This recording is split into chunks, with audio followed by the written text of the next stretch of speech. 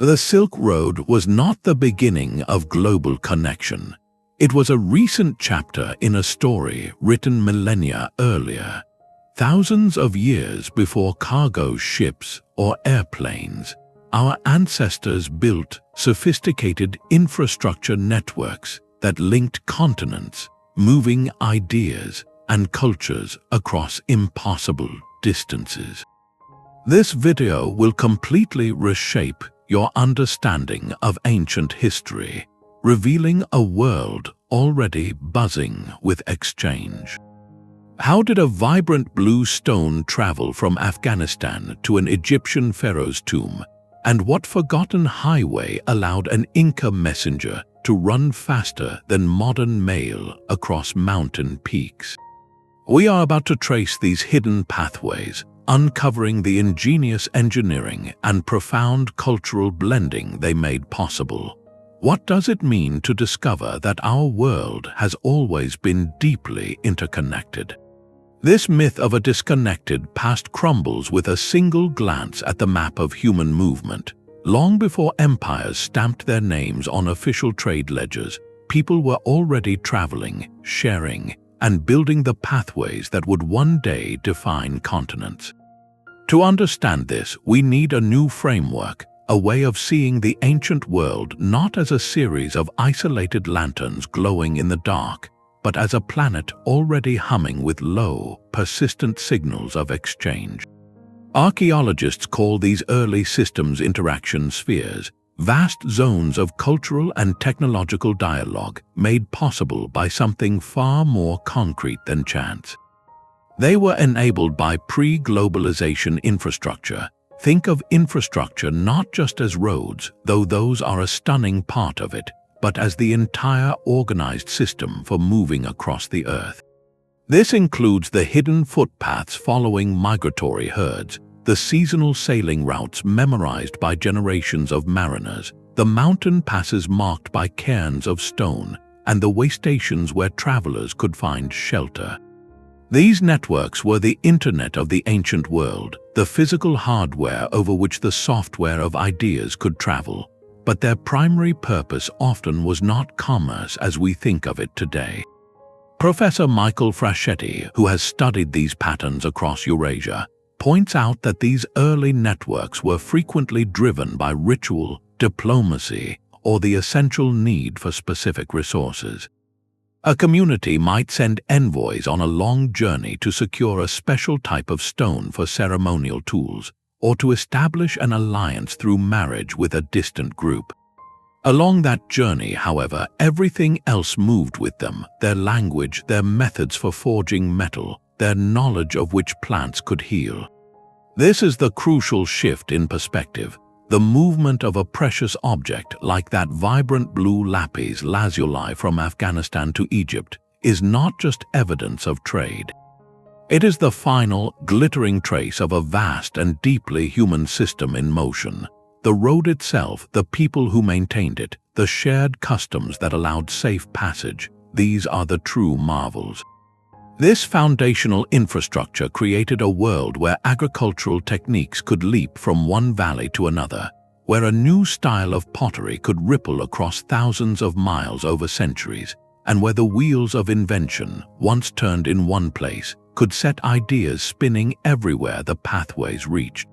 So the question becomes not if they were connected, but how. What kind of engineering genius did it take to build a highway across the roof of the world, or to navigate the open ocean using only the stars and the swell of the waves?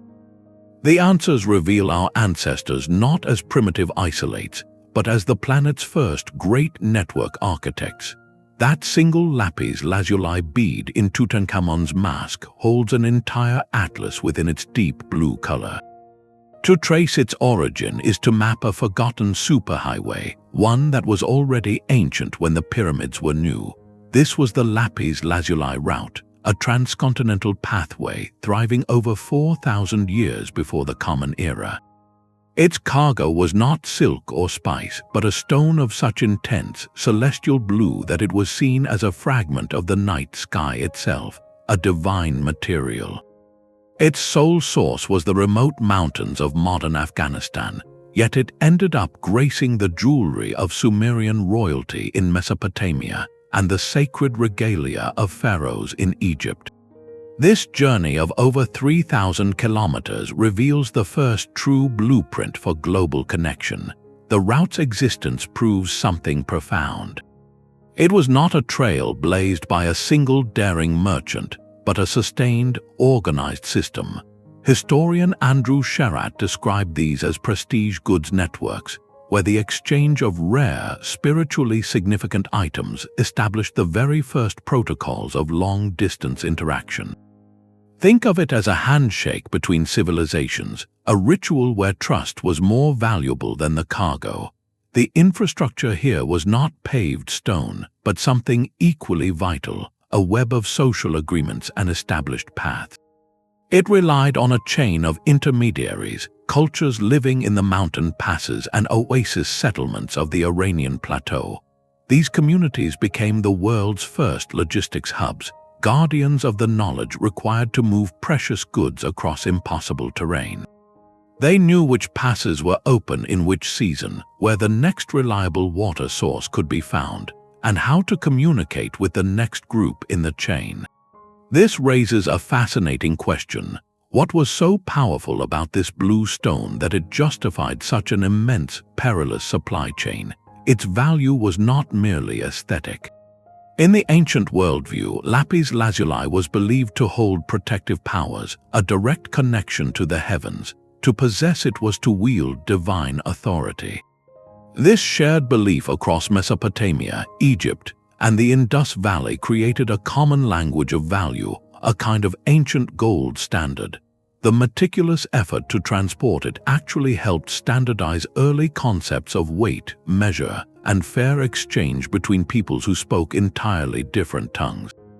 The journey of each bead was a negotiation, a transfer of knowledge, and an act of shared faith. Consider the sheer logistical brilliance this required. We are not talking about durable sacks of grain. This was a fragile luxury commodity, carefully mined, shaped, and polished, that then had to survive a voyage across deserts, over mountain ranges, and through river valleys on the backs of donkeys or in the packs of travelers. Its successful delivery speaks to a remarkable level of organization, a proof of concept that the world could in fact be linked. Once this pathway for precious stones was proven, the stage was set for an even more revolutionary form of exchange. The next step was to move beyond objects of ritual and begin transporting the very materials that built empires themselves. This required a new kind of infrastructure, one of immense physical scale and engineering ambition. The true power of a network is measured not by what it carries, but by the speed at which it moves. While Lapis Lazuli traveled over generations, one ancient system achieved something closer to real-time communication. To witness it, we must leave the deserts of the Old World and ascend into the thin air of the Andes Mountains. Here, a runner known as a chasqui would wait, poised on a stone-paved path that clung to a mountainside over 4,000 meters high. At the sound of a conch shell trumpet from the distance, he would spring forward, sprinting along a meticulously engineered highway to meet the next messenger in a relay that could outpace a galloping horse. This was the lifeblood of the Inca Empire, flowing across the Qhapaq, the royal road. This was not a single path, but a staggering 40,000-kilometer network of highways, the most extensive and advanced in the pre-Columbian Americas.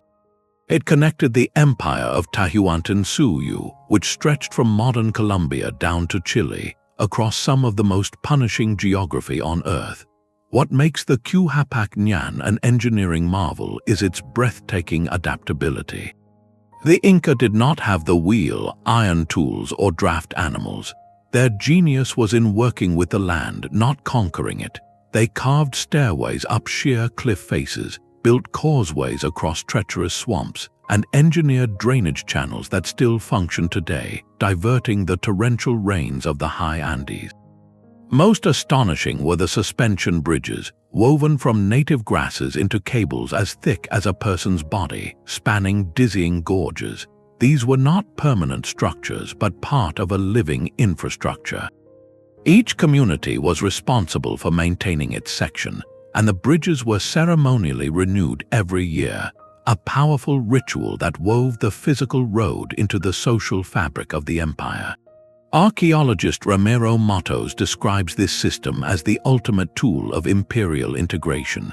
At regular intervals of about 20 kilometers, a day's walk for a laden traveler, stood a tampu, a way station. These were not simple rest stops. They were state-controlled complexes with storehouses, lodging, and military garrisons. This allowed the empire to move armies, redistribute food from fertile valleys to arid highlands, and most importantly, transmit information with unbelievable efficiency. The Chasqui relay system was the pinnacle of this. A message or lightweight commodity could travel up to 240 kilometers in a single day. The most famous illustration of this speed is the story of fresh seafood. Fish caught in the Pacific Ocean would be carried by runners up the steep western slopes, across the high mountain passes, and delivered to the Inca ruler in Cusco, over 300 kilometers inland, in less than 24 hours. This was not mere luxury, it was a stunning display of administrative control and logistical mastery. The road's physical construction was a feat of patient, communal engineering. Without mortar, workers fitted stones together with such precision that a knife blade cannot slip between them, a technique that allowed the structures to flex and settle during earthquakes. This network unified a realm of incredible ethnic and ecological diversity, from coastal fishermen to highland potato farmers, into a single, manageable entity. It functioned as a census, a supply line, and a cultural unifier all at once. The Qhapaq stands as a testament to a different philosophy of connection, one built on reciprocity, meticulous organization, and a profound understanding of a vertical world. It proves that the impulse to connect vast territories is universal, but the methods are as unique as the landscapes they conquer. This raises a new question. If an empire could integrate mountains and coastlines with such finesse, how did another civilization accomplish the even more audacious task of linking entire continents, creating a single road that stretched from the heart of Asia to the gates of Europe?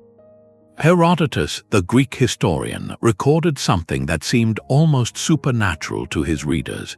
He wrote of the imperial messengers of Persia, declaring that neither snow, nor rain, nor heat, nor gloom of night stayed these couriers from the swift completion of their appointed rounds.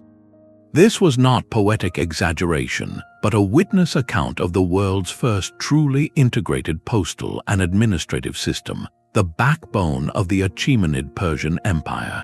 At its peak, this empire governed nearly half of the world's known population, from the Indus River to the Aegean Sea.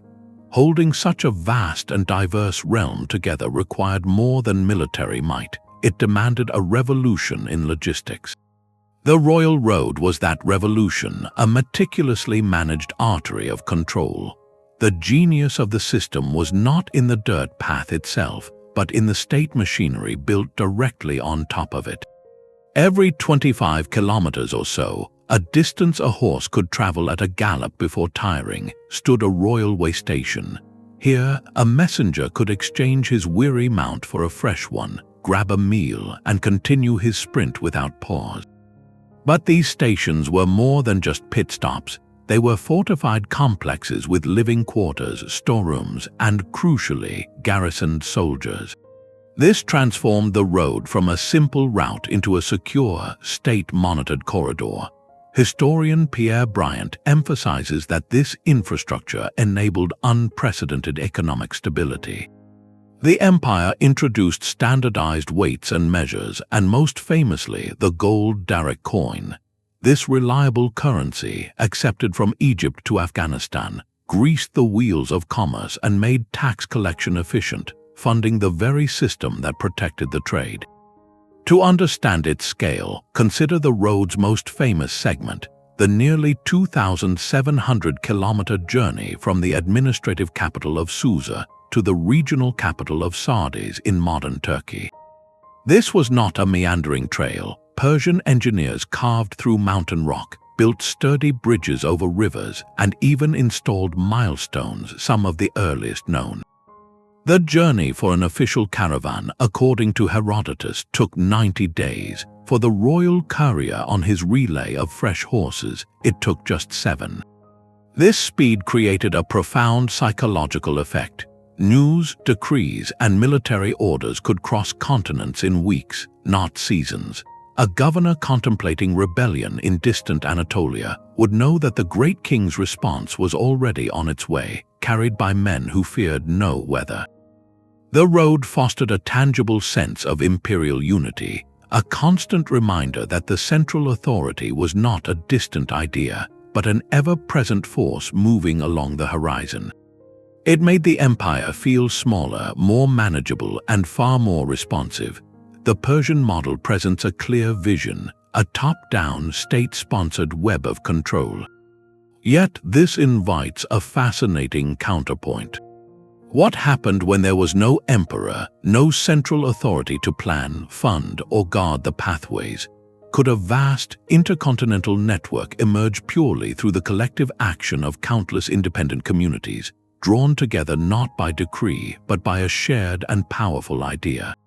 The Persian royal road was a triumph of imperial will, but not every great highway began with a king's command. Some of history's most vital networks emerged from the opposite principle, a vast, cooperative effort born of necessity and opportunity.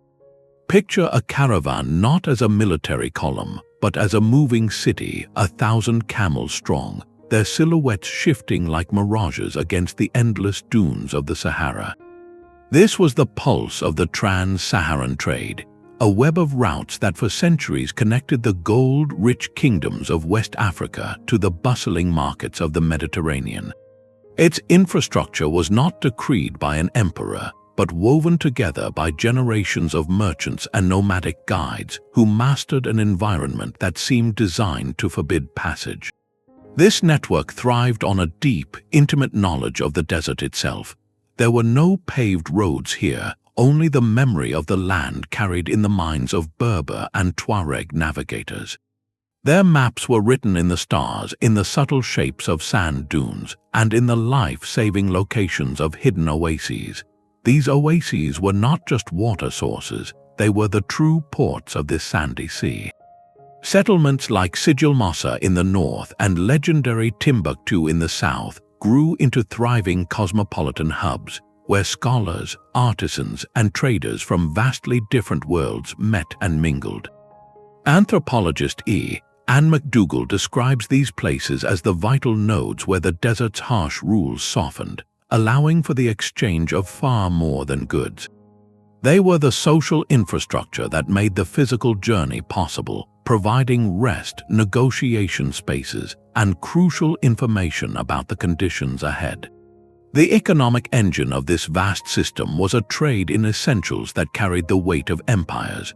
From the south came gold, mined in the forests of West Africa, which would go on to finance European kingdoms and dazzle the world. From the north came salt, mined in great slabs from the desert itself, a mineral so vital for preserving food and sustaining life in the tropics that it was literally worth its weight in gold. This exchange created staggering wealth and fueled the rise of powerful states like Mali. The most famous illustration is Mansa Musa, the Malian ruler whose pilgrimage to Mecca in the 14th century is still remembered for its breathtaking display of gold, carried across the Sahara by his vast caravan and distributed so generously along his route that it reportedly depressed the value of gold in Cairo for years. The movement of people was also a complex and difficult part of this system, with individuals caught in circumstances of servitude forming a portion of the caravan traffic. This aspect of the trade brought profound hardship and shaped the social fabric of continents in ways historians continue to study. The focus of this network, however, remains its astonishing logistical achievement. It was a decentralized, merchant-led collaboration that conquered the world's largest desert, proving that the human drive to connect could flourish even without a central architect. It turned the Sahara from a barrier into a bridge, but if caravans could tame a sea of sand, what then of the actual sea? The next great leap in ancient networking required facing an even more formidable and fluid frontier, one that demanded not knowledge of dunes, but a mastery of waves, wind, and the endless star-filled sky. Beneath the turquoise waves off the coast of Turkey lies a time capsule from a forgotten world economy. Discovered in the 1980s, the Uluburun shipwreck rests where it sank over 3,300 years ago, its wooden hull long dissolved but its cargo perfectly preserved on the seabed. This single vessel, a merchant ship from the late Bronze Age, carried a king's ransom in raw materials, 10 tons of copper ingots from Cyprus and a ton of precious tin from a source still debated by scholars. This was not a treasure ship in the romantic sense. It was a floating warehouse, a snapshot of a sophisticated maritime network that predated famous empires by centuries. The Uluburun's manifest reads like a map of the ancient Mediterranean and beyond. Alongside the metal ingots were logs of ebony from Africa, jars of terebinth resin from Canaan, ivory from elephant tusks, glass ingots from Mesopotamia, and weapons and jewelry from Mycenaean Greece and Egypt. As nautical archaeologist Qhapaq has detailed, the mixture of goods reveals a complex, multi-stop trade route. This ship was not sailing point to point, but hopping from port to port, picking up and dropping off specialized cargo in a circuit that connected entire civilizations. The true infrastructure here was invisible, written not in stone but in the minds of sailors, a deep, generational knowledge of seasonal winds, treacherous currents, and safe anchorages along rocky coastlines. At the heart of this entire system was a technological necessity, bronze. Creating this alloy required combining copper with tin, a metal far rarer and more mysterious. Copper sources were known, like the great mines of Cyprus, but tin was the elusive ingredient that drove exploration to the edges of the known world. Scholars believe the tin on the Uluburun and in Bronze Age workshops from Greece to Egypt may have traveled astonishing distances, potentially from mines in Cornwall in Britain or even Afghanistan. Imagine the chain of hands and trust this implies, a lump of dull grey metal mined in a foggy northern isle, traded down rivers and across seas through countless intermediaries, until it finally met Cypriot copper in a smelter's furnace to produce the sharp tools and gleaming artifacts of a heroic age. This procurement was so vital it likely spurred the first international commercial treaties and diplomatic exchanges. A king's power depended on a steady supply of bronze for weapons and tools, creating an early form of geopolitical interdependence. How did such a diffuse network function without a central authority? It relied on shared standards and immense trust. The copper ingots on the Uluburun were cast in a distinctive oxhide shape, a standardized form recognized and accepted from Egypt to Sardinia, functioning as a prehistoric currency bar. The very existence of this wreck, with its mixed cargo from a dozen cultures, proves a level of economic integration we rarely attribute to such an ancient era. The mariners who piloted these routes were the unsung engineers of this age, their ships the most advanced vehicles of their time. They navigated by the sun and stars, memorized coastal landmarks, and understood the Mediterranean's moods. Each successful voyage reinforced the pathways, turning dangerous open water into a predictable highway. This mastery of the sea did not end with the collapse of Bronze Age palaces. It was a foundational skill that would soon be pushed to its absolute limit. For the next chapter in this story of connection would not skirt the coastline, but dare to vanish over the horizon into the vast and trackless expanse of the open ocean. The open ocean was not a void but a highway with its own dependable schedule. In the Indian Ocean, the world's first truly transoceanic network was powered not by kings or caravans but by the sky itself. For centuries before the Common Era, merchants timed their voyages to the relentless, predictable rhythm of the monsoon winds. Each summer, winds blew steadily from the southwest, filling the distinctive triangular sails of Arabian dhows and pushing them from the coast of Africa toward India. Come winter, the winds reversed, flowing from the northeast to carry those same ships home. This created a maritime clockwork, a seasonal conveyor belt that linked continents with a regularity land routes could never match. The real infrastructure here was not built of stone but of knowledge, a deep, accumulated science of hydrology, astronomy, and human diplomacy. To catch the monsoon was to place your life in the hands of generations of navigators who had mapped the stars above and the currents below. This system gave rise to something remarkable, a string of cosmopolitan ports that functioned as neutral ground in a diverse world. Cities like Rapta on the East African coast, Cain in Arabia, and Achaemenid in southern India were not outposts of a single empire but bustling hybrid marketplaces. Historian Himanshu Prabha Ray describes these ports as crucibles of cultural fusion, where the primary cargo was often ideas. Religions like Buddhism and Hinduism sailed west on these winds, while architectural styles and artistic motifs blended seamlessly. Even dinner tables were transformed, as Southeast Asian staples like bananas and sugarcane traveled to Africa, changing agricultural landscapes forever. The physical goods that moved on this network tell a story of astonishing reach. Roman glassware has been excavated in Vietnam. African ivory was carved into intricate ornaments in Indian workshops. Pepper from the Malabar coast seasoned meals in Rome, while Chinese silks found their way to Mediterranean shores. This was a marketplace on a planetary scale. Our clearest window into this world is a fascinating document called The Periplus of the Erythraean Sea.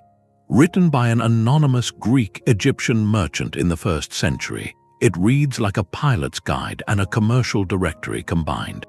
It lists ports, advises on favorable winds, details local customs to observe, and catalogues what goods could be bought or sold at each stop, from frankincense and myrrh to tortoiseshell and coconut fiber.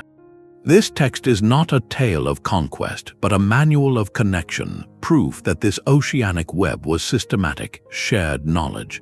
The monsoon marketplace created a model of globalization based on mutual benefit and seasonal partnership. It raises a pivotal question, however. These winds powered a circuit across the water, but how did their rhythms sync with the slower, steady beat of the caravan trails inland? Was the ocean a separate world, or was it just one piece in a much larger, interlocking system of planetary exchange? The rhythm of the monsoon winds met the steady gait of the camel on the shores of the Indian Ocean, creating a seamless handoff between sea and land. Yet there existed a third, even more fluid highway, one that required no ports at all. The Eurasian steppe, that immense sea of grass stretching from Hungary to Manchuria, was not a barren void separating civilizations. It was the original superhighway, and its vehicles were people on horseback. For millennia, the open grassland functioned as a dynamic corridor where mobility itself was the infrastructure. Nomadic pastoralists, cultures like the Scythians and the Xiongnu, lived in constant motion, following seasonal grazing routes with their herds. These well-worn migratory paths became the continent's nervous system, channels for the movement of everything from gossip to empires. The horse was not merely their transport, it was the engine of this network. The breeding of incredibly hardy steppe ponies, capable of surviving harsh winters and traveling vast distances, provided the raw power. A later innovation, the stirrup, revolutionized this connection, giving a rider unprecedented stability and control, effectively turning a mounted archer into a mobile platform of remarkable force. This horse-based infrastructure created a diffuse but astonishingly effective web. As historian David Christian describes, these were the Silk Roads of the steppe, operating centuries before the famous Caravan routes through oasis cities. Along these grassy lanes traveled more than merchants. Military technology, like the composite bow, spread with terrifying speed. An artistic style known as animal-style art, with its coiled predators and stylized beasts, appears from the Black Sea to the borders of China, a visual language spoken across thousands of miles. Even biological agents moved with this traffic, as the constant interaction between distant populations facilitated the spread of microbes and genetic material in a slow, continental exchange. The pinnacle of this steppe system was the Mongol Yam, established under Genghis Khan and refined by his successors. This was not a road but a relay network of staggering efficiency. Stations were placed approximately every 40 kilometers, a day's ride for a messenger. At each one, a rider could exchange his tired horse for a fresh one, receive nourishment, and continue his sprint without rest. This system could propel an urgent message from the Danube to the capital at Karakorum in a matter of weeks, a speed that made the vast Mongol Empire manageable. The reflective power of the steppe network lies in its paradox. The lack of permanent stone roads, cities, or even fixed borders was its greatest strength. This fluidity allowed for a different kind of exchange, one that was constant, organic, and deeply woven into the fabric of life. A new musical instrument, a metallurgical technique, or a spiritual idea could hitch a ride with a migrating clan and ripple across the continent in a generation. This ceaseless motion did more than transfer culture, however. It quietly reshaped the biological landscape of Eurasia, setting the stage for connections with consequences far beyond the intentions of any trader or messenger. A chicken bone in a European trash pit tells a deeper story than any written record. Long before the legions of Rome marched north, this humble bird, domesticated in the jungles of Southeast Asia, had already completed its own continental crossing. It arrived not by invasion but by connection, hitching a ride on the same networks that carried bronze and beads. This reveals the most profound and overlooked function of ancient infrastructure. It was a biological highway, silently transferring the very building blocks of life across the planet.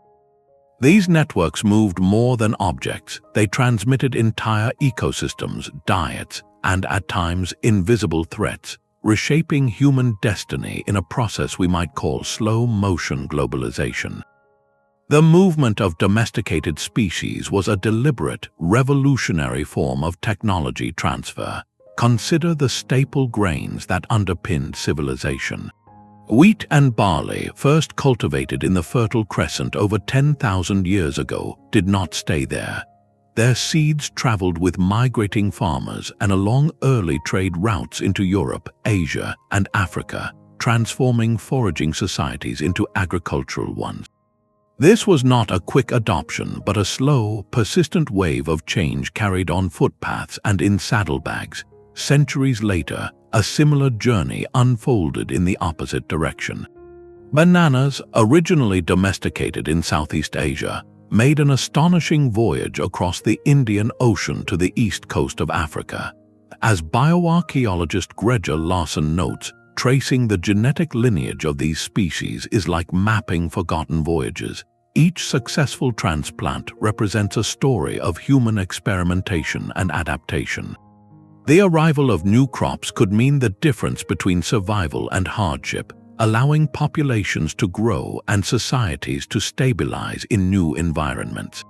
A new food source was not just sustenance, it was a form of cultural software, arriving with its own set of knowledge on how to plant, tend, and prepare it. But these highways carried invisible passengers with equally transformative power. The same routes that sped messengers and luxuries also provided a vector for microbes. Historical records and genetic studies suggest that epidemic illnesses, like the devastating Justinianic plague of the 6th century, followed the gleaming roads and bustling ports of the Roman and Byzantine trade networks. A merchant feeling unwell in one port could disembark and within weeks introduce a pathogen to a city with no immunity thousands of miles away. An even older, slower example is the story of malaria. Researchers believe certain strains of this mosquito-borne illness likely traveled from Africa into the Mediterranean world along established trade routes in antiquity, finding new habitats in swampy areas near growing settlements. The presence of such diseases would have subtly shaped population structures, influenced where people could live safely, and placed a constant selective pressure on human communities. It was a hidden cost of connection, a reminder that networks integrate more than just economies. Reflect for a moment on the scale of this silent exchange.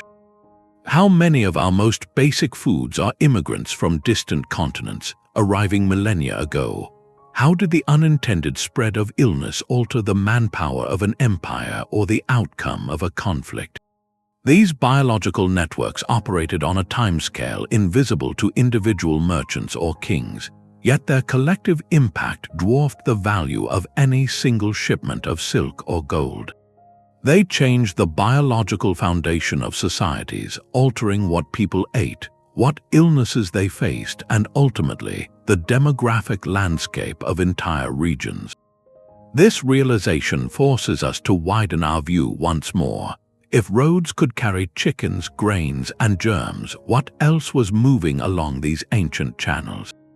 The most enduring cargo of all was not material, but intangible, the ideas, beliefs, and stories that began to weave a shared human consciousness across the vast divides of geography.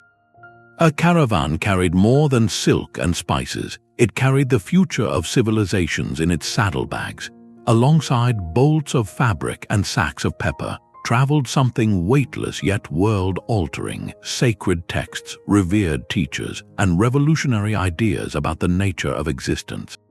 The ancient world's physical infrastructure, its roads and sea lanes, became the nervous system for its most profound cultural transmissions, the spread of religions and philosophies. This was a synergy of movement, where the merchant's practical need for safe passage created a highway for the missionary's spiritual mission. Historian Valerie Hanson's research into the Silk Road reveals how its oasis towns, those vital rest stops between deserts, evolved into cosmopolitan hubs buzzing with theological debate. A Zoroastrian trader from Persia might share a meal with a Buddhist monk from India and a Nestorian Christian from Syria, all discussing the divine under the same starry desert sky. These were not just commercial exchanges, but conversations that could change a soul's direction. The transmission of Buddhism from India to China is the classic illustration of this phenomenon. For centuries, the faith traveled not as a sudden invasion, but as a slow, steady diffusion along the merchant routes. Monks, acting as both pilgrims and scholars, hitched rides with caravans using the established network of caravanserais for shelter. Their journey was an act of incredible endurance, but the existing infrastructure made it possible. In places like the Bamiyan Valley in Afghanistan, a major crossroads, they did not just pass through, they paused and put down roots, carving enormous Buddha statues into the cliff faces as acts of devotion and permanent landmarks of their faith's reach. These monastic communities themselves became critical infrastructure, serving as way stations, translation centers, and libraries. Travelers could find rest, medicine, and intellectual fellowship there, ensuring the ideas kept moving with the people. This pattern repeated across the map of the ancient world. Christianity spread efficiently along the impeccable Roman road system and maritime routes, reaching distant communities like those in Armenia and Ethiopia long before those regions had formal political ties to Rome. The story of Greek philosophy and science is similarly a tale of borrowed roads. After the conquests of Alexander the Great, Hellenistic ideas flowed east. Centuries later, that same Greek knowledge, preserved and expanded upon, traveled west again into the burgeoning Islamic world, where scholars in Baghdad and Cordoba translated and debated these texts, using the trade and pilgrimage routes of a vast Islamic caliphate that now provided a new layer of connective tissue. This constant movement did more than just relocate beliefs, it transformed them. The physical journey forced adaptation. A religion arriving in a new land had to explain itself in a new language, both literally and culturally. Buddhist iconography began to show Chinese influences. Christian theology absorbed local philosophical concepts in different regions. This blending, known as syncretism, was not a dilution but a creative adaptation, a testament to the dialogue the roads made possible. The faith that arrived was never quite the same as the faith that left, reshaped by every oasis conversation and every mountain pass crossed. This raises a reflective question: how did the very act of travel, of relying on the hospitality of strangers and witnessing diverse ways of life, fundamentally alter the spiritual messages being carried? The roads did not just convey doctrine, they tested and remixed it in the crucible of human experience. To sustain such profound exchanges across such vast distances required more than just paths, however. It demanded a suite of specialized technologies, innovations that turned the daunting prospect of continental travel into a manageable, even routine endeavor. The ocean's swell was a map written in a language of feeling. For a Polynesian navigator guiding a double-hulled canoe across the vast Pacific, the horizon held no landmarks. Instead, he read the subtle patterns of waves deflected by distant islands, memorized the precise rising and setting points of hundreds of stars, and watched the flight paths of birds that signaled nearby land. This was not mystical intuition, but a sophisticated, empirical science passed down through chance and direct apprenticeship. It represents a universal truth: the world's great networks of connection were powered by a hidden suite of navigational technologies, the essential software that made the physical hardware of roads and sea lanes usable. To travel into the trackless unknown, our ancestors had to first invent new ways of seeing. The solutions they developed were as diverse as the environments they conquered, each a brilliant adaptation to a specific challenge. In the open ocean, direction was the first puzzle. While Polynesians used the star compass, Chinese mariners by the 11th century were harnessing the Earth's own magnetic field with the lodestone spoon, a precursor to the floating needle compass. This simple device revolutionized maritime travel by providing a constant reference point regardless of weather or time of day. In the Indian Ocean, Arab navigators perfected the camel, a small wooden rectangle attached to a knotted string. By holding the rectangle at arm's length to align a specific star with the horizon and reading the knot at their nose, they could measure latitude, determining how far north or south they had sailed. This incremental accumulation of geographic knowledge, as historian of science James McClellan notes, transformed seas from barriers of myth into calculable distances. Coastal navigation relied on a different toolkit. Mediterranean sailors used detailed portolan charts, maps drawn with astonishing accuracy that depicted coastlines, ports, and crucially, a web of room lines radiating from central points. These lines indicated constant compass bearings, allowing a captain to plot a course from one harbor to another. To avoid hidden dangers, sailors used sounding leads, weights coated in tallow that were lowered to the seabed, bringing up a sample of sand, mud, or shell that could identify their location even in fog. And towering above all was the Pharos of Alexandria, one of the ancient world's wonders. This lighthouse was more than a monument. It was active infrastructure, a beacon of fire and polished bronze mirrors that guided ships safely into the bustling Egyptian port from over 30 miles away. On land, the challenges were different but no less demanding. In the featureless dunes of the desert, caravans navigated by memorizing the shapes of wind-sculpted dunes and the positions of specific stars. In the frozen north, Viking sailors used a sun compass, a wooden disc with a central gnomon. By tracking the shadow cast by the gnomon at noon, they could maintain a consistent latitude as they crossed the North Atlantic, a clever solar trick that kept them on course toward Iceland or Greenland.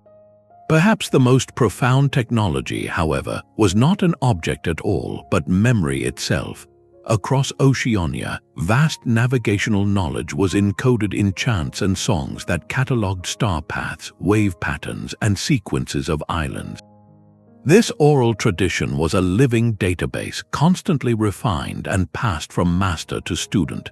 How did these tools change the very psychology of travel? By making the unknown quantifiable, they dramatically reduced perceived risk. A journey was no longer a leap of faith into a void, but a series of measured steps. You could now set sail with a reasonable expectation of finding your destination, and more importantly, finding your way back. This confidence fueled an exponential increase in the frequency, distance, and ambition of voyages. Merchants could plan seasonal trading circuits, explorers could venture farther with hope of return, and cultures could maintain sustained contact across vast divides. The mastery of direction finding turned sporadic, heroic journeys into routine, commercial traffic. But this reliable movement of goods and people across such distances presented a new, equally complex challenge. Once you could reliably get your cargo from one side of the world to the other, how did you pay for it, ensure its value, and ensure a fair exchange between people who shared no common language or currency? A silver shekel weight from ancient Mesopotamia was more than a piece of metal. It was a revolution in trust. Moving staggering value across deserts and seas required solving a fundamental human problem. How do you conduct business with someone you may never see again, in a place with different laws and gods? The answer was a quiet revolution in economic imagination, the creation of financial infrastructure that made long-distance trade not just possible but predictable. Before gold coins or paper bills, value was measured in universally understood commodities. In Mesopotamia, the standard was silver, but not in minted coins. It was weighed out in standardized units, the shekel and the mina, using stone weights certified by the temple or palace. This system turned precious metal into a reliable medium of exchange, a technology as vital as the wheel. A merchant could travel from Ur to Anatolia confident that his shekel weight of silver would be recognized and accepted, but carrying heavy metal was risky. This led to an even more brilliant innovation, the bill of exchange.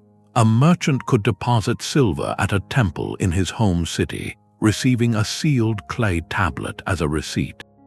He could then travel to a distant partner city, present the tablet to an associated temple there, and collect his silver locally, avoiding the peril of transporting it himself. This was more than banking. It was a system of institutional trust that spanned empires. Economic historian Michael Hudson points out that these early temples and palaces did not just store wealth, they acted as guarantors.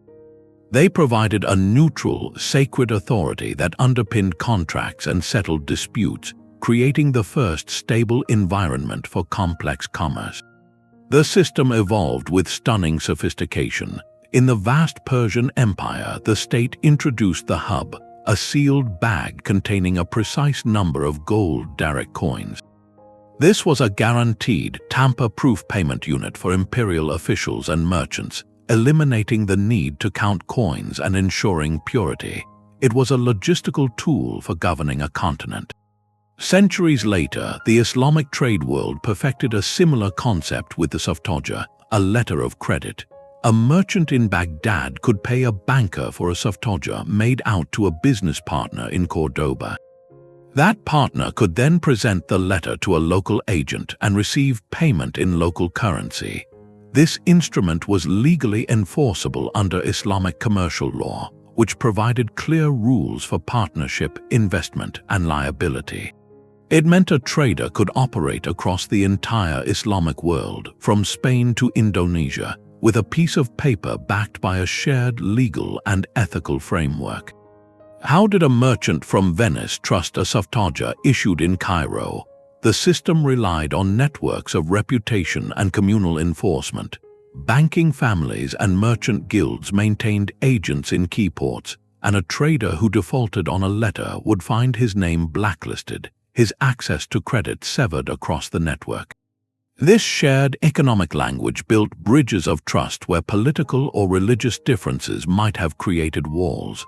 The widespread use of cowrie shells in Africa and Asia, or cacao beans in Mesoamerica, served a similar purpose, creating a common currency zone that facilitated exchange across linguistic and cultural boundaries. These were not primitive barter systems, but sophisticated agreements on what constituted universal value. This financial architecture reveals a profound shift. Commerce was no longer just about the physical movement of goods, but about the abstract movement of value and promise. It allowed capital to flow independently of bulky cargo, financing voyages before they began and ensuring against loss. It turned trade from a series of individual transactions into a continuous, systemic flow. Yet this very success created something incredibly valuable to control. The rivers of silver, the caravans of silk, the ships laden with pepper, they all generated immense wealth and power. Who would protect these flows and, more importantly, who would claim the right to profit from them? The existence of such vast, interconnected economic systems presented an irresistible opportunity and a formidable challenge for any ruler with ambition. The flow of wealth inevitably attracted protectors and toll collectors, but the most dynamic nodes in these ancient networks were often not imperial capitals, but fiercely independent cities that mastered the art of the deal. Long before the rise of sprawling empires, the seeds of global connection were sown in places like Çatalhöyük. This dense Neolithic settlement in modern Turkey, thriving over 9,000 years ago, was built without streets. Residents moved across its rooftops, yet its economic reach was vast. Archaeologists find its distinctive obsidian tools scattered hundreds of miles away.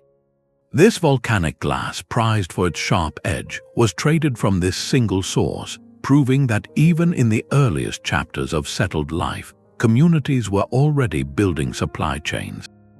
This model of the city as a commercial nexus reached a spectacular scale in Mesopotamia. By the 4th millennium before the Common Era, Uruk had grown into one of the world's first true cities. Its influence did not stop at its walls. Archaeologist Guillermo Algés describes an Uruk expansion, a network of trading colonies and outposts established along river routes into Iran and Anatolia.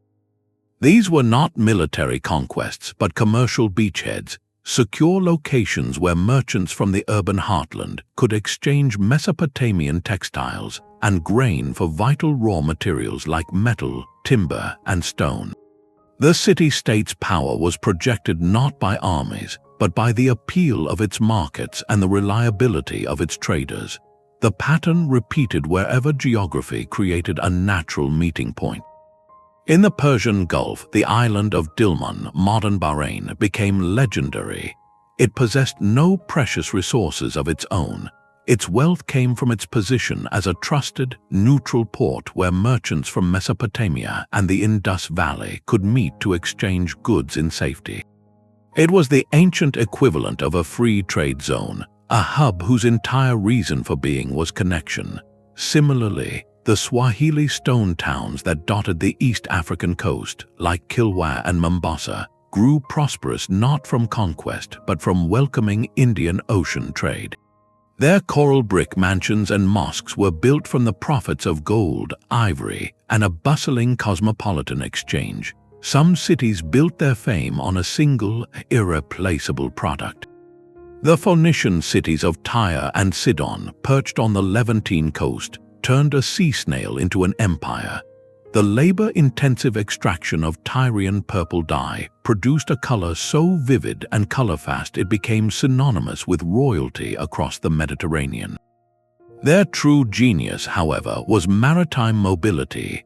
Rather than controlling vast territories, they established a string of trading posts and colonies from Cyprus to Sicily, culminating in the great port of Carthage in North Africa. Carthaginian merchants acted as middlemen, connecting the interior of Africa with the markets of the Western Mediterranean, their ships a familiar sight from Spain to Sardinia. Other hubs specialized in the aromas of the divine. Cities like Marib in southern Arabia controlled the frankincense and myrrh trade, fragrant resins harvested from rare trees that were essential for rituals from Rome to Jerusalem. The caravan routes they relied on, the incense road, turned barren deserts into corridors of immense wealth. In the Hellenistic world, Alexandria in Egypt became a different kind of hub, a center of knowledge and manufacturing. Its famous library sought to collect the world's learning, while its artisans perfected the craft of glassmaking, exporting both brilliant ideas and beautiful objects across the known world. What united all these diverse city-states was a strategic understanding of infrastructure as an investment. They built not grand monuments to conquerors, but deep water ports, fortified warehouses, and secure marketplaces. They cultivated diplomatic skill, offering safe harbor and fair dealing to all comers, regardless of the empire they came from. Their power was soft power, the power of the marketplace.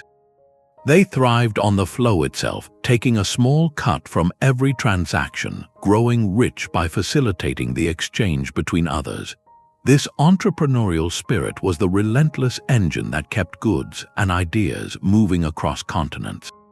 Yet the very networks they so efficiently managed also carried commodities that fueled a different and far more difficult aspect of the ancient economy. The same ships that carried glass and frankincense also held cargo that represented a profound human cost. The vibrant markets that hummed with the exchange of spices and silks also held a quieter, more somber commerce. The very roads and sea lanes that carried ideas and innovations were also conduits for a different kind of traffic, the movement of people under circumstances of profound hardship. To understand these ancient networks in full is to acknowledge their dual nature as channels of cultural flourishing and, simultaneously, as infrastructure of power and subjugation. Historian Noel Lenski notes that in many ancient economies, individuals in servitude were not a marginal group but a foundational commodity, as essential to economic function as grain or metal. Their movement was systematized, following the same reliable routes that moved other goods.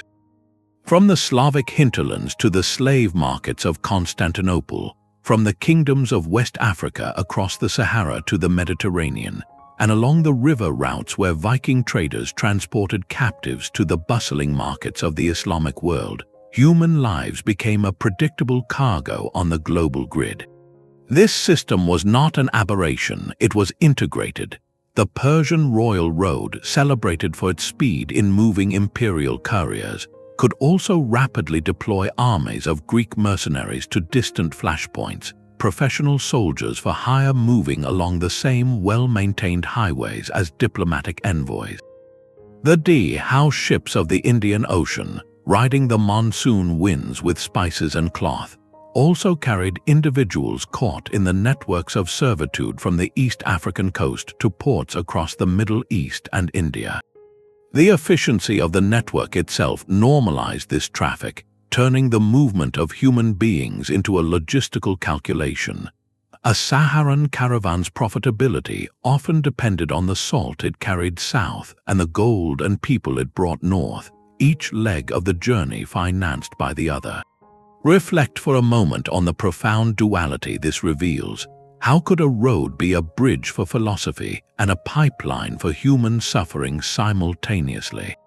The answer lies in seeing infrastructure as neutral in intent but powerful in effect. A cleared mountain pass does not discriminate between a traveling monk and a chained captive. A stable sea current propels all ships equally. The social and economic structures of the time determined the cargo. This reality forces a more complex understanding of ancient connection. the cultural blending and technological exchange we marvel at were built upon economic systems that relied on various forms of coerced labor and the long-distance trade in human lives. This integration shaped social structures across connected regions, embedding hierarchies and dependencies that would echo for centuries. It is a sobering reminder that the webs which bound the ancient world together transmitted not only light but also shadow. And if the human cost was one form of shadow, the relentless movement of goods and people along these pathways cast another, longer shadow upon the very land and seas that made it all possible. A perfectly straight Roman road was an act of environmental domination. To build their via munita or paved way, engineers did not simply lay stones on the ground. They reshaped the very earth, cutting through hills, filling in valleys, and draining marshes to create a level, durable surface that defied the local terrain. These roads, some still visible beneath modern asphalt, are perhaps the most enduring physical evidence of ancient infrastructure, but they are also the clearest markers of its profound environmental cost. To connect continents, our ancestors had to become the planet's first large-scale landscape architects, altering ecosystems in ways both intentional and unforeseen. The most direct impact was the sheer consumption of resources. Building a single Roman legionary fortress required thousands of trees. Constructing the fleets that plied the Mediterranean, Indian Ocean, and South China Sea triggered cycles of regional deforestation. The famed cedars of Lebanon, prized for shipbuilding, were harvested to near extinction. This resource extraction was not a side effect, it was a prerequisite for the network itself. The infrastructure also demanded constant nourishment. A major caravan route was a linear ecosystem of consumption. Each caravanserai, offering rest to hundreds of merchants and thousands of animals, required a reliable water source. In arid regions, this led to the engineering of canals, those astonishing underground channels that tapped mountain aquifers and gently sloped the water for dozens of miles to sustain oasis towns. These were feats of hydrological genius, but they permanently redirected groundwater, creating lush hubs in the desert while potentially depleting the source. Similarly, to feed travelers and their draft animals, communities along trade routes often established dedicated plantations or intensified agriculture, changing local land use patterns for centuries. Some projects were breathtaking in their ambition. In Egypt, Pharaoh Senusret III ordered the redigging of a canal linking the Nile to the Red Sea, a precursor to the Suez, to facilitate trade with the land of Punt. In Judea, King Herod built the entirely artificial harbor of Caesarea Maritima, constructing massive breakwaters from hydraulic concrete that hardened underwater, literally creating a deep water port where nature had provided only an open beach. These were monuments to human will, permanently altering coastlines for the sake of connectivity. As geoarchaeologist Carl Butzer observed, sustained traffic along these routes created its own environmental signature.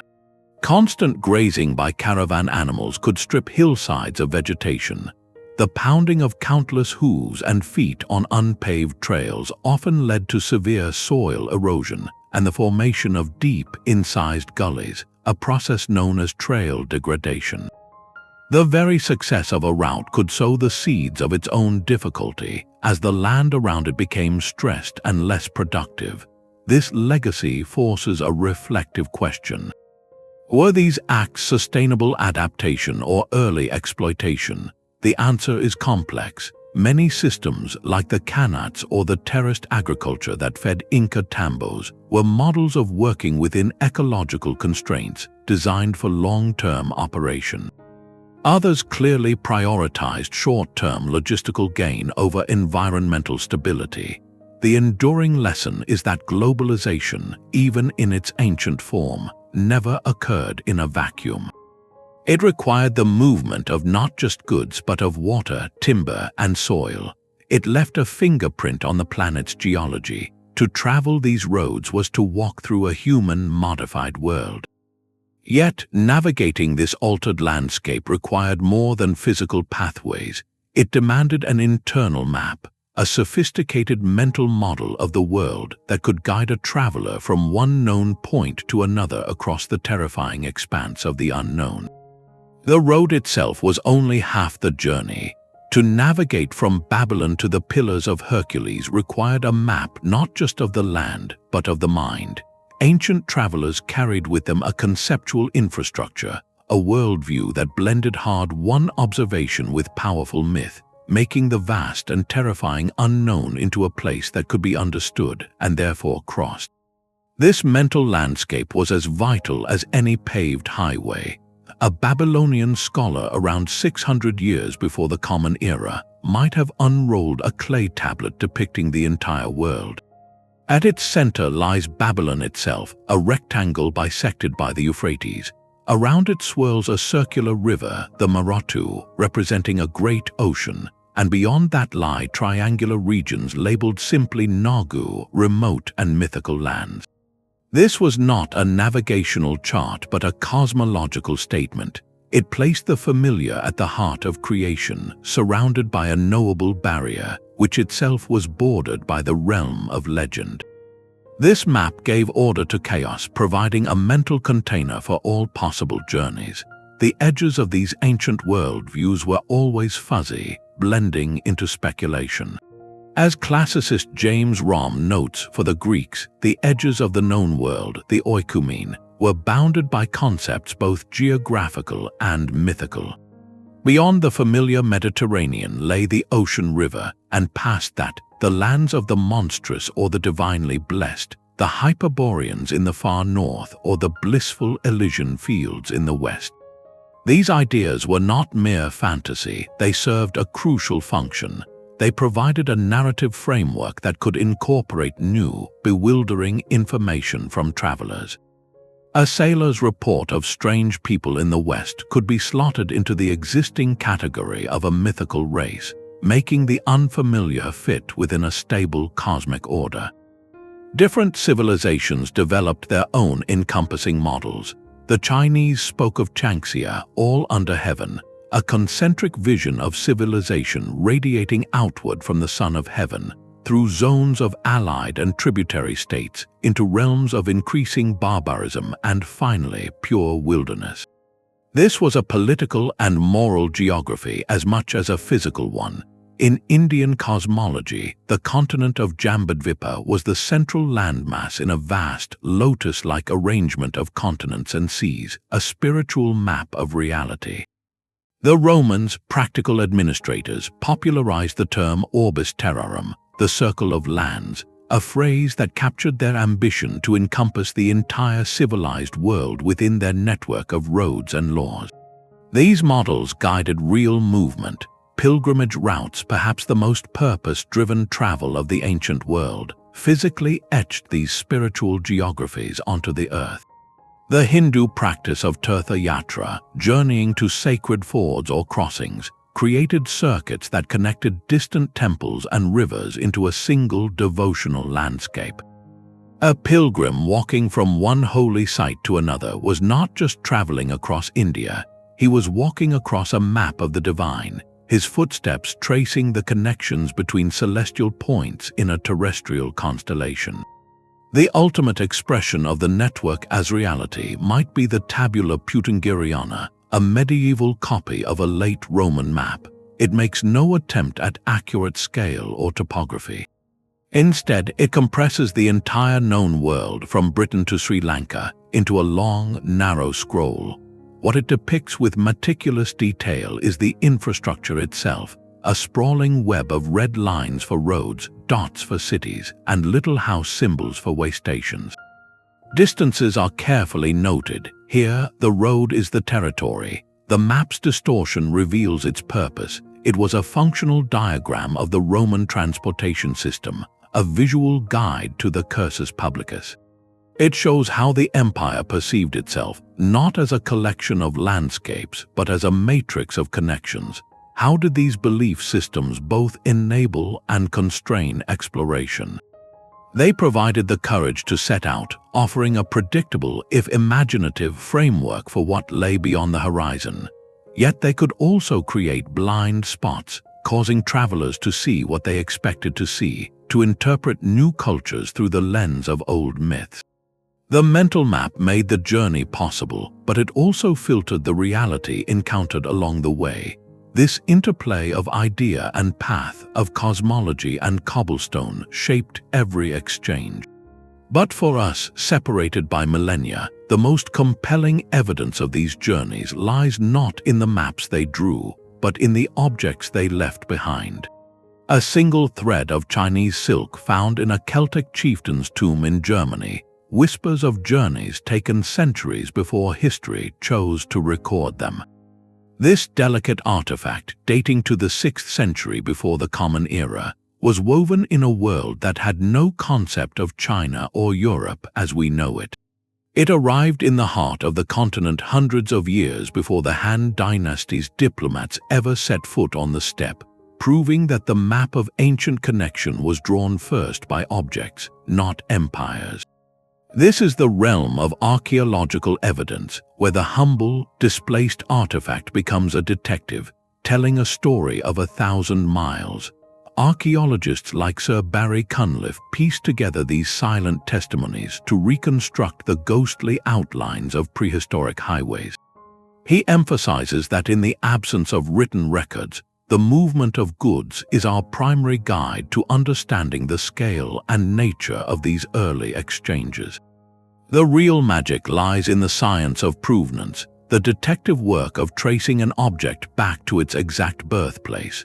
Today, this involves techniques like isotopic analysis, where the unique chemical fingerprint locked within a metal ingot or a glass bead can be matched to a specific mine or workshop halfway across the world. It is a form of material memory, allowing a lump of copper to announce, "I was smelted from ore in the mountains of Cyprus." We can categorize this evidence to understand the different kinds of traffic on these ancient networks. First are the luxury goods, items whose value justified the immense risk of long-distance travel. Amber from the Baltic coast has been found in Mycenaean tombs in Greece. Jade from the Himalayas appears in royal burials in the Central Asian steppe. These are the headline grabbers, the sparkling proof of far-flung desire. But perhaps more telling are the utilitarian items. A specific type of millstone, quarried from a unique geological source, appears in villages hundreds of kilometers away, telling a story of everyday need and routine exchange. The spread of distinctive pottery styles is like tracking a cultural meme, a practical technology that rippled from community to community, carried not by armies but by potters and their families moving along established paths. Then there is the biological evidence, the quietest and most profound cargo of all. The discovery of seeds from a crop domesticated in one continent, found in the soil of another, charts the slow migration of entire agricultural systems. Even insect pests, species that hitched a ride in grain shipments or in the wool of traded textiles, left their remains in new lands, marking the unintended consequences of connection.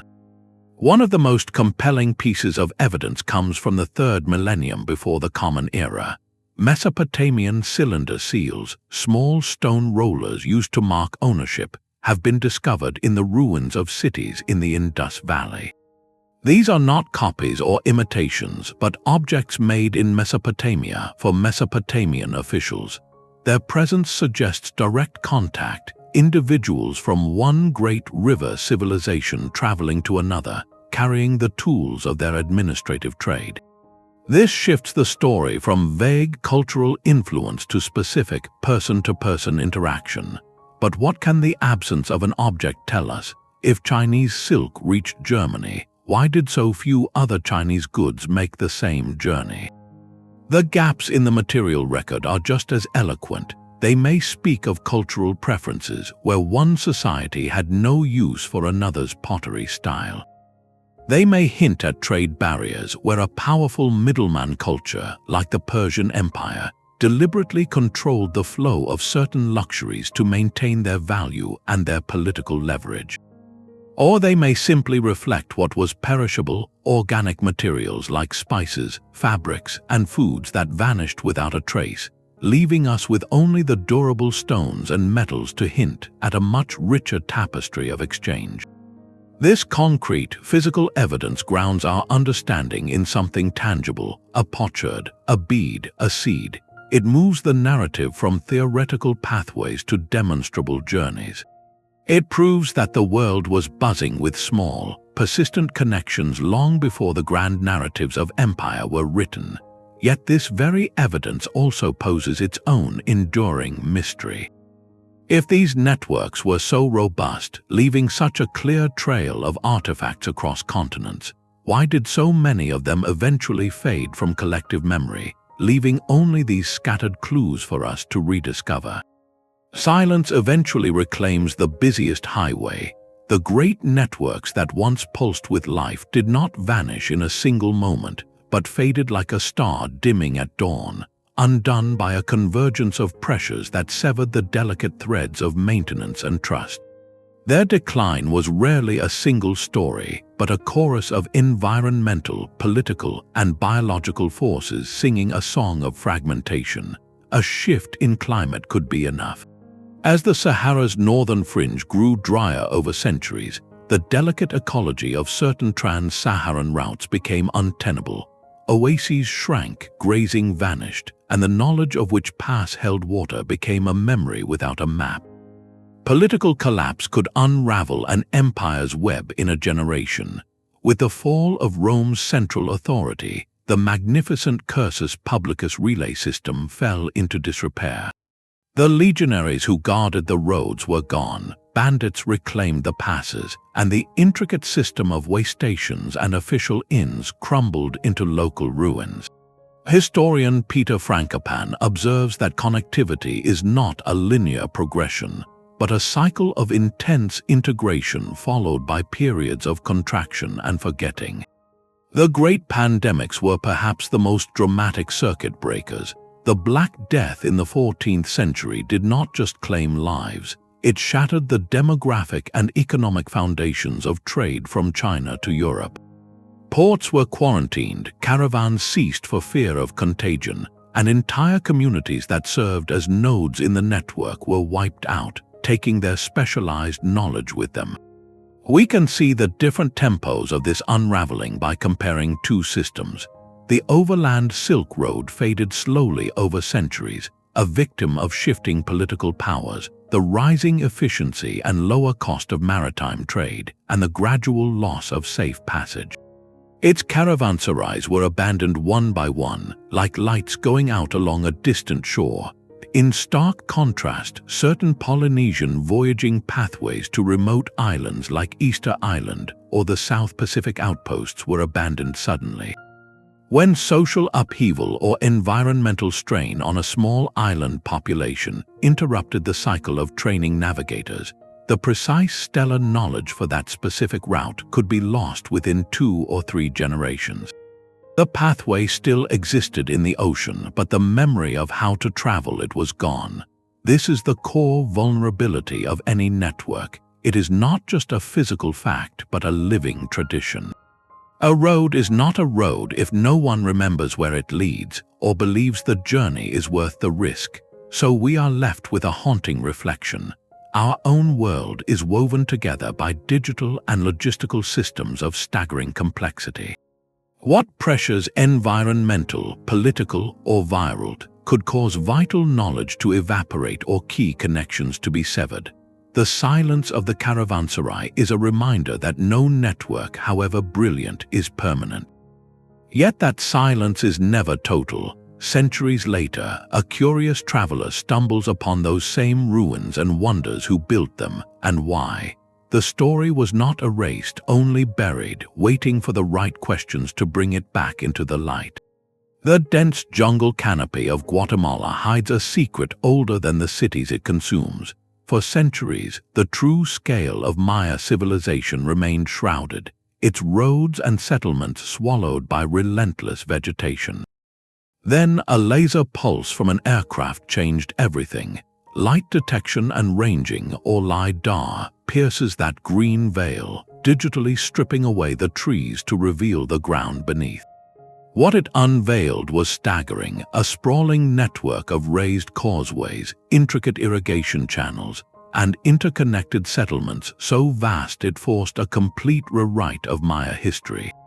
This was not a collection of isolated city-states, but a densely populated, highly managed landscape, a civilization connected by its own sophisticated superhighway system.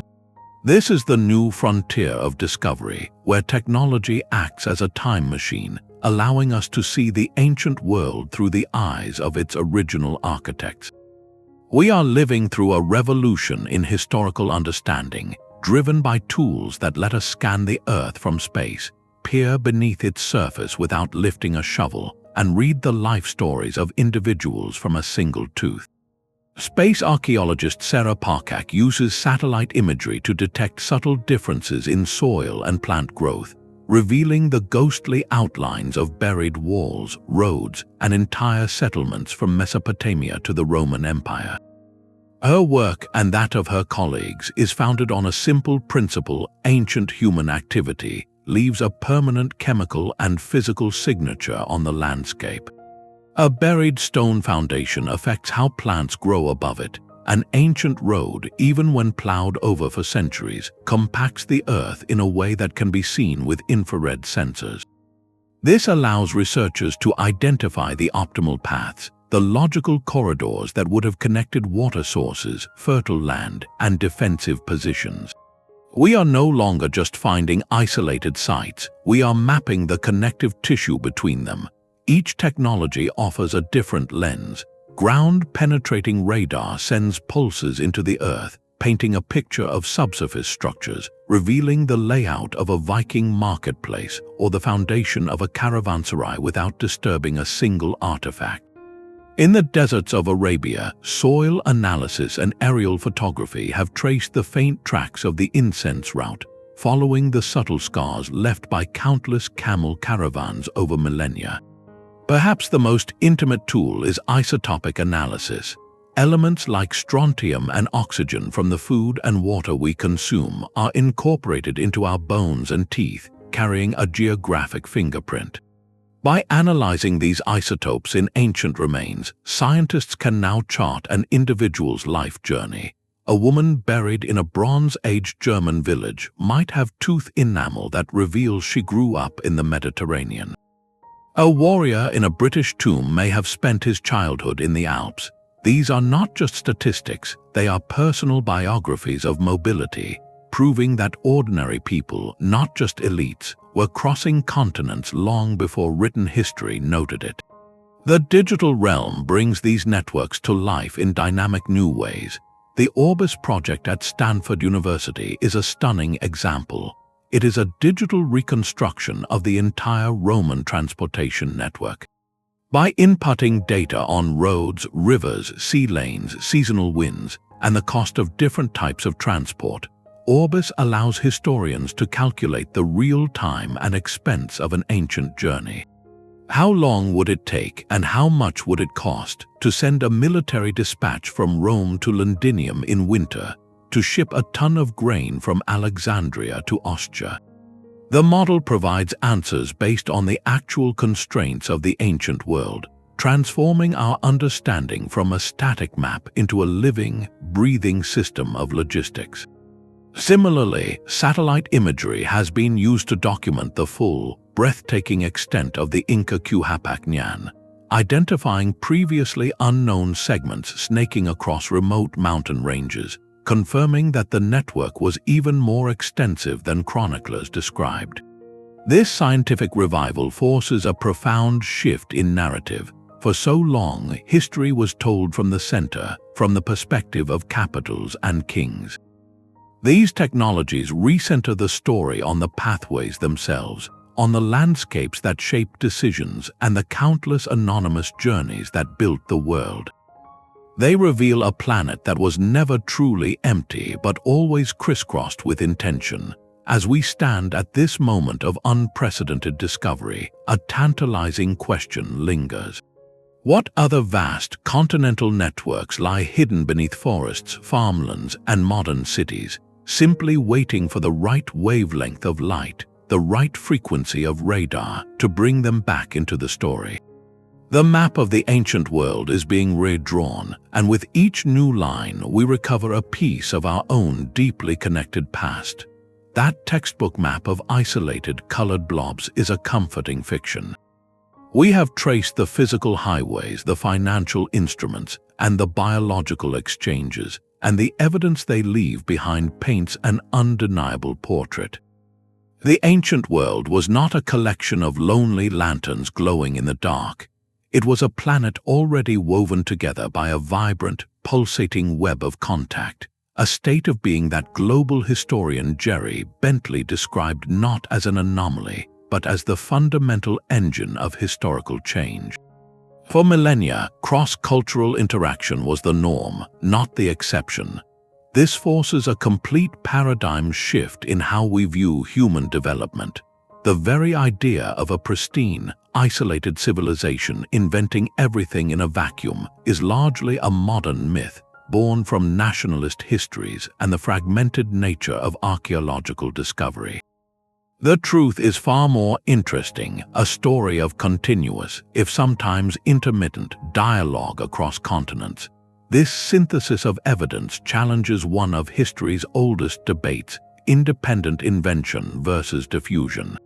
When we see pyramids in Egypt and in Mesoamerica, or systems of writing emerging in Mesopotamia, China, and Mesoamerica, the instinct is to ask, did they invent it themselves, or did the idea travel? The new paradigm suggests this is a false binary. It is not either or, but both and. An idea might spark independently in one place, but its refinement, its adaptation into a truly transformative technology, often happen through contact. The concept of monumental architecture for the divine could arise in multiple minds, but the specific engineering solutions, the tricks for moving massive stones or aligning structures with the stars, those were precious pieces of knowledge that were worth carrying across 1,000 miles of desert or sea. Similar artistic motifs tell the same story. The coiled, stylized animals of the Eurasian steppe animal-style art appear on artifacts from the borders of China to the Black Sea. The lotus flower motif, sacred in Egypt, finds its way into the decorative arts of distant India. These are not coincidences, they are visual echoes, evidence of a shared symbolic language traveling along the same routes as tin and silk. Even our deepest stories, our mythologies, show this startling connectivity. The tale of a great flood sent by the gods to cleanse the world appears in the Epic of Gilgamesh from Mesopotamia, in the biblical book of Genesis, and in Hindu scriptures. While each culture adapted the story to its own landscape and theology, the core narrative is too similar, too specific, to be purely coincidental. It suggests a story that was so powerful, so resonant with a shared human experience of cataclysm, that it was carried along trade routes and retold around countless campfires, slowly becoming part of the foundational memory of peoples who had never met. This reframes human innovation not as a series of brilliant, isolated flashes, but as a collaborative, planet-wide project. A breakthrough in metallurgy in the Caucasus could, over centuries, influence sword-making in Scandinavia. A new saddle design on the steppe could revolutionize transportation in Persia. Knowledge was the most valuable and most portable cargo of all. So why has the narrative of isolated civilizations been so persistent? It is partly a trick of scale. From our modern perspective, a journey that took 3 years seems like an impossible barrier. But for an ancient merchant or pilgrim, that journey was their life's work, a feasible endeavor if the reward was great enough. We have also been limited by our own disciplinary borders, studying Egyptology or sinology as separate fields, often missing the threads that connected them. And there is a powerful, often unconscious, desire to see our own cultural ancestors as uniquely brilliant, self-made originators. Acknowledging ancient globalization does not diminish their brilliance, it contextualizes it. It shows that genius has always been fueled by curiosity about the outsider, by the need to solve problems presented by new materials from far away, and by the creative friction that happens when different worldviews meet at a bustling oasis market. This realization makes the ancient world feel more familiar, more dynamic, and more human. It also turns our attention from the abstract networks to the flesh and blood individuals who gave them life. Who were the people whose footsteps wore these paths into the earth, and what was it actually like to live a life in perpetual motion, as a node in this ancient web? The story of the network is written in the footsteps of those who walked it. A Chinese court official named Zhang Qian was given an impossible mission by Emperor Wu of Han: find distant allies against a common enemy. Captured and held for a decade, he finally escaped and pressed onward, reaching the sophisticated courts of Central Asia. When he returned to China 13 years later, having lost his original companions, he brought back more than just a report on potential allies. He described the tall, powerful horses of Fergana, the grapevines of Bactria, and the vibrant commercial life of regions China barely knew existed. His journey, memorialized by the court historian, did not create the Silk Road, but it officially mapped it into the Chinese imagination, transforming it from a rumor into a state-sponsored enterprise. Zhang Qian's story, whether every detail is precise or not, embodies the truth that every exchange, every transferred idea, began with a human decision to step into the unknown. These pathways were not traveled only by merchants seeking profit. They were walked by diplomats like Zhang Qian, carrying the weight of empires in their words. They were traversed by pilgrims like the Chinese monk Faxian in the 4th century, whose first-hand account of his 15-year journey to India to obtain sacred Buddhist texts is a chronicle of faith and endurance. He describes the terrifying crossing of the Gobi Desert, where the only markers were the bones of those who did not make it, and the awe of studying in the monastic libraries of the Gupta Empire.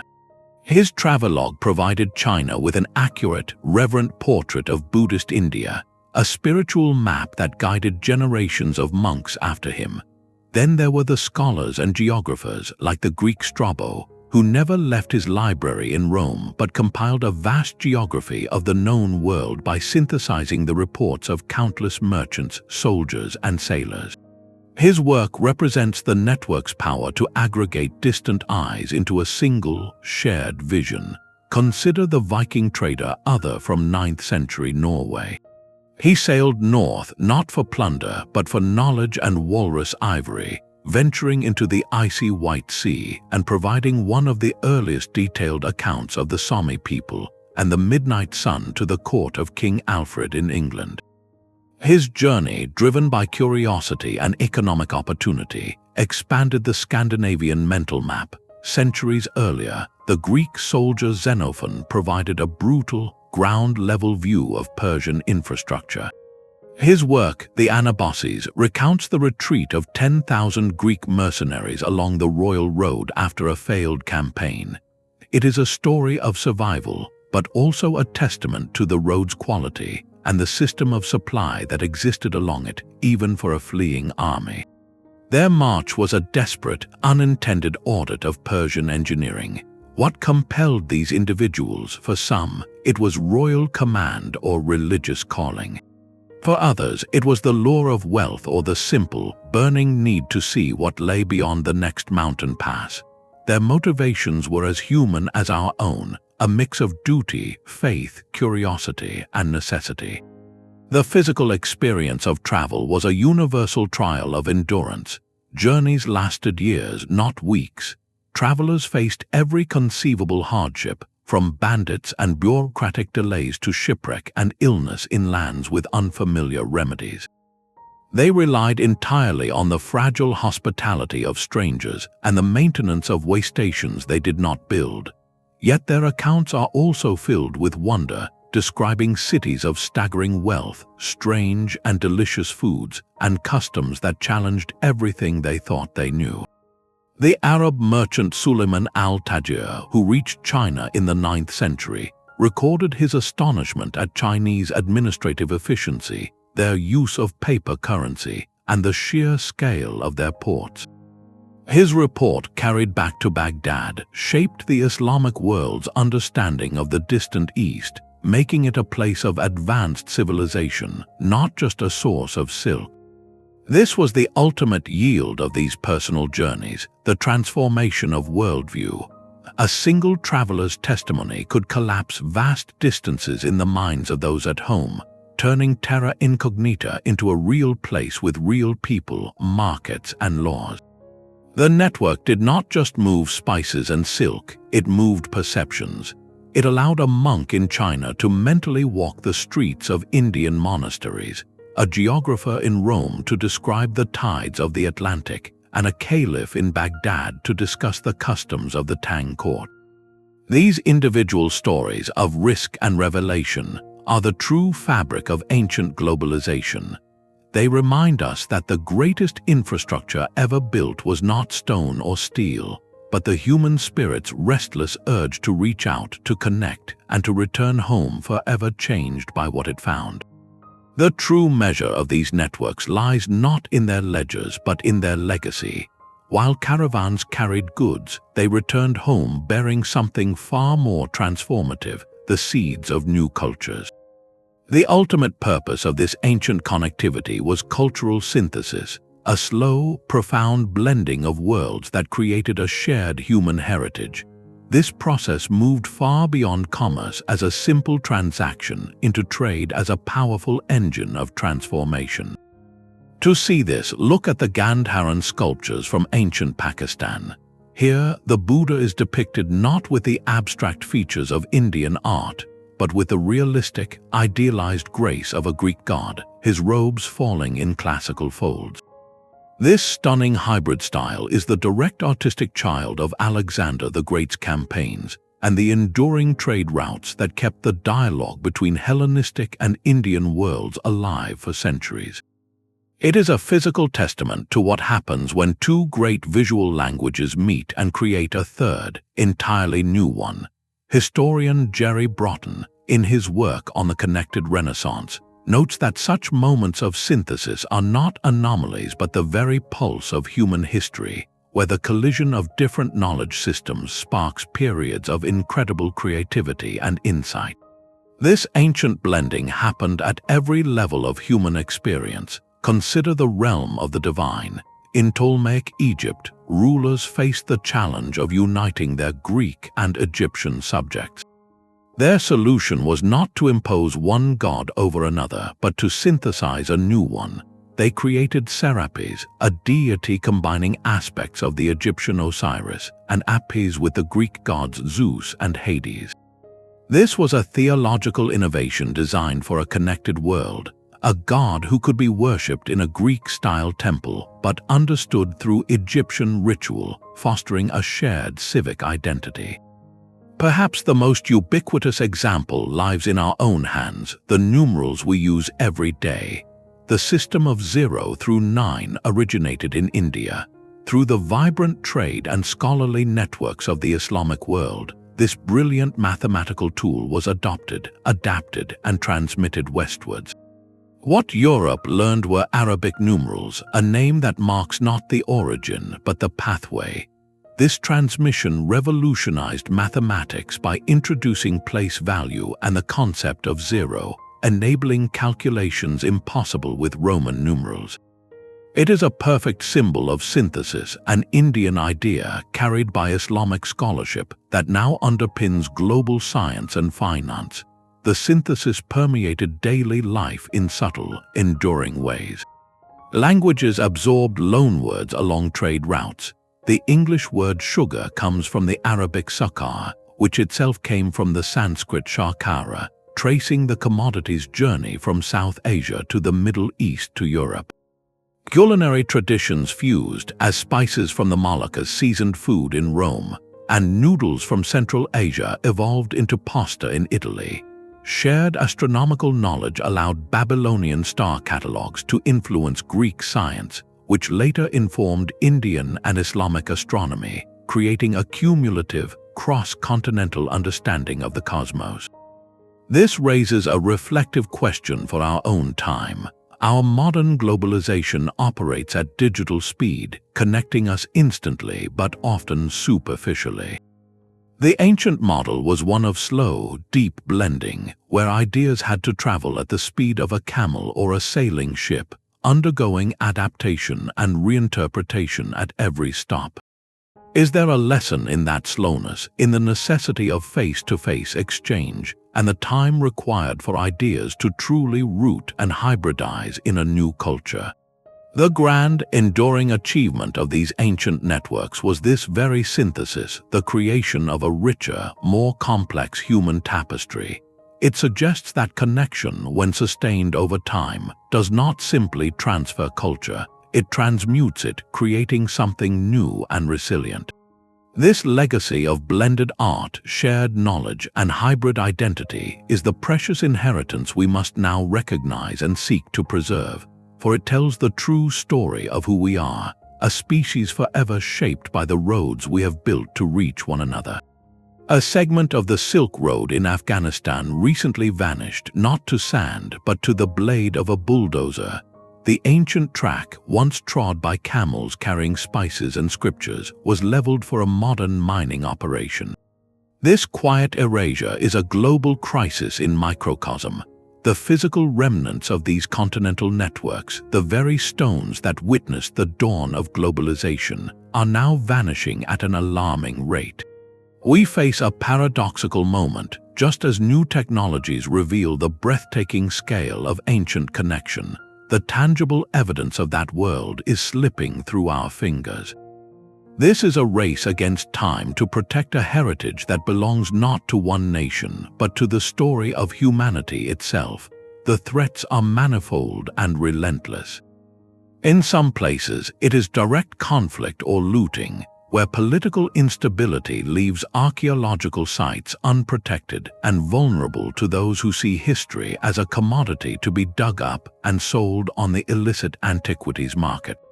In others, it is the steady pressure of development, where a new highway or housing project takes precedence over a buried caravan stop. Perhaps the most insidious threat is simple neglect, the slow decay caused by exposure to the elements when funding for conservation is scarce. Climate change acts as a force multiplier, intensifying all these dangers. Rising sea levels and increased coastal erosion are swallowing ancient port cities, while more extreme weather patterns, from heavier rains to prolonged droughts, accelerate the deterioration of mud brick structures and exposed stonework. Even well-intentioned human activity poses a dilemma. The Inca Trail to Machu Picchu is a powerful example. This ancient pathway, part of the Qhapaq, is now walked by thousands of visitors each year. While this brings awareness and economic benefit, the cumulative impact of countless footsteps is causing measurable erosion and damage to the original stonework. Managing the desire to experience these places with the imperative to preserve them is a constant, delicate balancing act for heritage managers. Recognizing the scale of the challenge, organizations like UNESCO have taken action. They designated the Silk Roads as a serial World Heritage Site, a collection of routes, passes, and caravanserais across multiple countries. This is not about claiming a single ruin, but about protecting the entire concept of the pathway, acknowledging that a network's value lies in its connected parts. A spokesperson for the World Heritage Center has emphasized that this designation is a tool, a call for international cooperation to safeguard a corridor of dialogue that shaped our world. One of the most inspiring responses to this crisis is happening at Dunhuang in western China. Here, at a crucial oasis on the Silk Road, hundreds of cave temples were carved into a cliff face, their walls covered in breathtaking Buddhist murals and sculptures spanning 1,000 years. The site is incredibly fragile, threatened by sand, humidity, and the sheer age of its pigments. In response, an unprecedented international project began, the Dunhuang Academy collaborating with institutions worldwide to not just physically conserve the caves, but to digitally preserve them. Using high-resolution photography and three-dimensional laser scanning, teams have created exact virtual replicas of the entire complex. This serves two profound purposes. It creates a permanent record that will survive any future calamity, and it allows the caves to be experienced by global audiences without subjecting the originals to the wear and tear of mass tourism. It is a model of preservation through technology, using the tools of our connected present to save the artifacts of our connected past. This work forces a difficult, necessary question. Who is responsible for preserving a heritage that was built by the movement of peoples across continents? The ruins may lie within modern political borders, but their story and their significance transcend them. Is it solely the duty of the nation that hosts the site, often a nation with many other pressing needs, or does a shared human history create a shared human responsibility? The illegal trade in antiquities provides a stark answer, showing that demand from wealthy collectors and museums abroad directly fuels the destruction of sites from Mesopotamia to Mesoamerica. Protection, then, must also be a global effort involving not just funding and expertise, but a change in mindset, a collective agreement that some things are too valuable to be owned, only to be stewarded for future generations. The imperative to protect this legacy is not about clinging to the past for its own sake.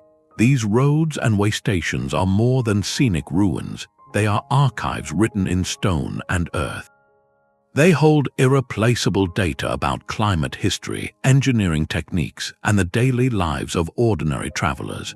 Losing them is like burning pages from the only copy of a grand, global autobiography. As we look to the future, facing our own challenges of sustainability and interconnection, these ancient networks offer more than just history. They hold a deep, accumulated wisdom about how to build, maintain, and navigate a world that is fundamentally linked. The resilience of a network is tested not by its speed, but by its ability to endure. As we face modern challenges of fragile supply chains and environmental strain, the ancient world offers a surprising blueprint for sustainable connection. The architects of the Qhapaq did not conquer the Andes. They collaborated with them, carving stairways into cliffs and building bridges that swayed with the mountain winds. This principle of adaptive engineering, working within ecological constraints rather than against them, holds a profound lesson. Our modern infrastructure often seeks to flatten and standardize the landscape, but the Inca model suggests that resilience emerges from flexibility and deep local knowledge. Systems thinker Joseph Tainter observed that societies often solve problems by adding layers of complexity, which can make them more efficient in the short term but more vulnerable to collapse in the long run. Ancient networks navigated this paradox by balancing central coordination with local adaptation. The Persian royal road had imperial oversight, but its daily function relied on the communities living along its path. This distributed model of maintenance created redundancy, a safety net woven into the system itself. Compare this to a modern just-in-time supply chain, an engineering marvel of hyper-efficiency that funnels goods through a few massive ports and distribution centers. When a single container ship blocks the Suez Canal or a pandemic shuts down a key manufacturing hub, the entire global system shudders. The ancient alternative was not inefficiency but diversified routing. A monsoon trader knew multiple ports, and a caravan master had maps for several passes. If one route became dangerous or closed, knowledge of another could keep the exchange flowing, albeit more slowly. This slow speed itself was a form of resilience. Travel that took seasons or years was necessarily planned with deep foresight and built-in buffers. It valued reliability and relationships over raw speed, creating networks that were robust, if not always rapid.